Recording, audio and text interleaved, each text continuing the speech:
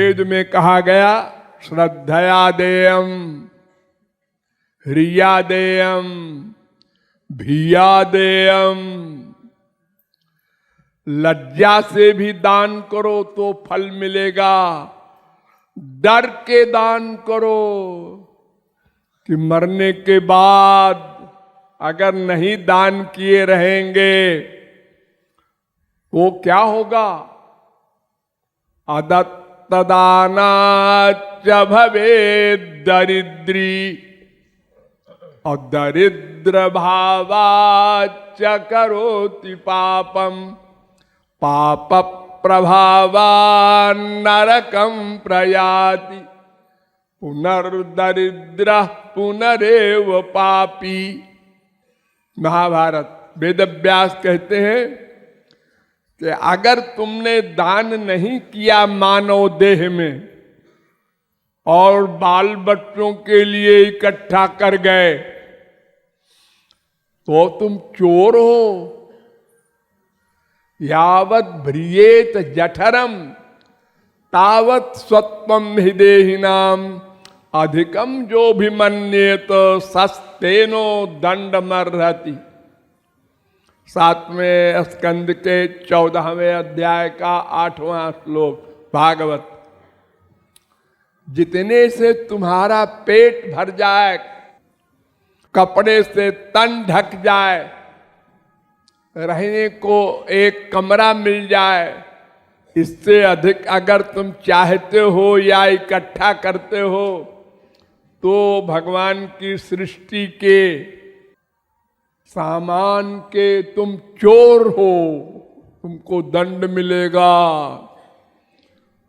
तुम्हारा इस संसार में कुछ भी नहीं है, तुम तो जीवात्मा हो। मां के पेट में तुमको भगवान ने शरीर दिया, शरीर भी तुम्हारा नहीं है। यह भी उधार का सौदा है। और फिर नंगे आए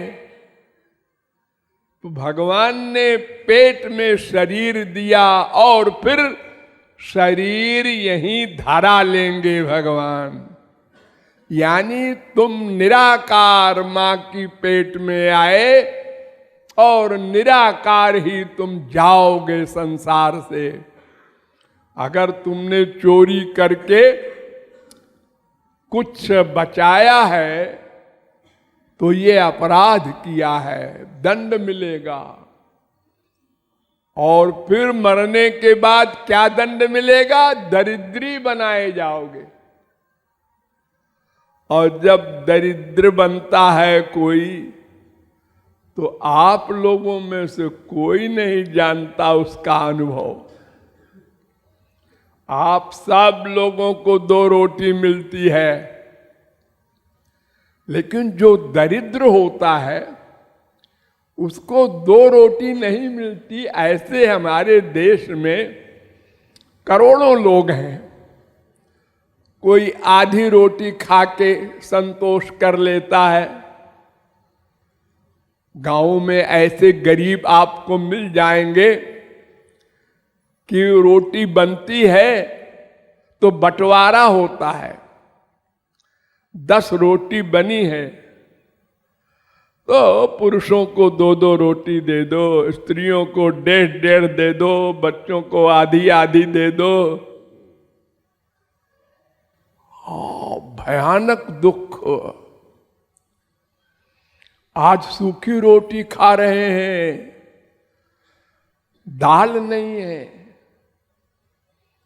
तो फिर वो चोरी करते हैं, अपराध करते हैं पेट के लिए। पेट की अग्नि सबसे भयानक है। इसको बुझाने के लिए मनुष्य बहुत पाप करता है। वासना की अग्नि तो अलग है, लेकिन ये शरीर की जो भूख रूपी अग्नि है ये पाप कराती है। और पाप करेगा तो फिर नरक मिलेगा, फिर दरिद्र बनेगा, फिर पाप करेगा, पुनर्दरिद्र पुनरेव पापी, पुनर्दरिद्र पुनरेव पापी, ये क्रम चल जाता है उसका। इसलिए दान में कम कलौ युगे, कलयुग में एक प्रधान धर्म है मानव का दान। वेद में कथा है बृहदारण्यकोपनिषद में कि एक बार ब्रह्मा के पास देवता, दानव, मानव तीनों बच्चे गए उपदेश लेने। तो मनुष्यों के लिए उपदेश दिया ब्रह्मा ने, दत्त तुम लोग दान करना सीखो, बहुत गरीब हो तो थोड़ा सा दान करो, जो जो अधिक पैसा आवे अधिक अधिक दान करो। प्रकट चारि पद धर्म के, तुलसीदास जी कहते हैं 4 पद होते हैं धर्म के, और काली माह एक प्रधान, ये न केन विधि दीन दान करई कल्याण। इससे अंतःकरण की शुद्धि होती है, प्लस संसार से अटैचमेंट कम होता है, प्लस अहंकार नहीं होता। देखो संसार में जिसके पास अधिक धन होता है उसको कोई ऐसा नहीं है जो अहंकार से बच सके, और अहंकार के कारण पाप करता है। क्या हुआ, वो हमको पड़ोसी ने झापड़ लगा दिया, उसकी ये हैसियत, क्या मतलब मैं करोड़पति, वो एक मामूली सा चपरासी, उसके लड़के ने हमारे लड़के को झापड़ लगा दिया है। लो, अरे दोनों लड़के ही तो हैं, अरे क्या बोलते हैं आप, कहां मैं कहां वो, ये अहंकार। श्रीमद वक्र न कीन के ही, कोई विश्व में बचा नहीं जो मदांध न हो जाए अधिक धन से। असतः श्रीमदांधस्य दारिद्र्यम परमंजनम। इसीलिए भगवान कहते हैं तम भ्रंशयामि संपद्यो यस्य चेच्छाम्यनुग्रहम्, जिस पर मैं कृपा करता हूं उसकी संपत्ति छीन लेता हूं ताकि अहंकार चला जाए, क्योंकि लोग उसके पीछे नहीं घूमेंगे। अब दिवालिया हो गया, अच्छा, ये तो लक्ष्मी है जी किसी के पास, कभी उसके पास, अब कोई नहीं आता उसके पास। तो इसलिए मनुष्य को दान पर विशेष ध्यान देना चाहिए। अगर मैं न मिला होता तो जितने आप लोग बैठे हैं ना, ये 100 रुपए दान न करते।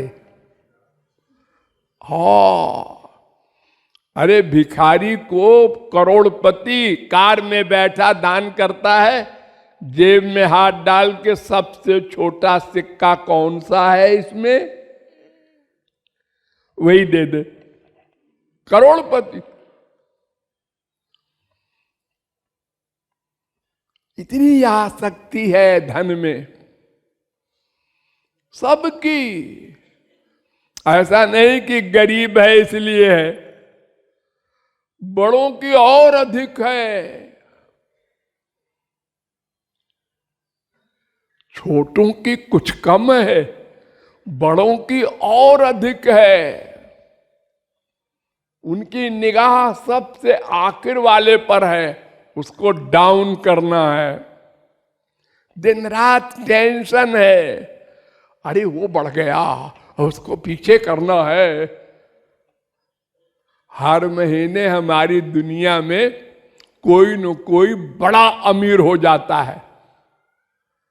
हर महीने सर्वे होता है, हाँ हाँ अब ये बढ़ गया, हाँ अब ये मित्तल बढ़ गया।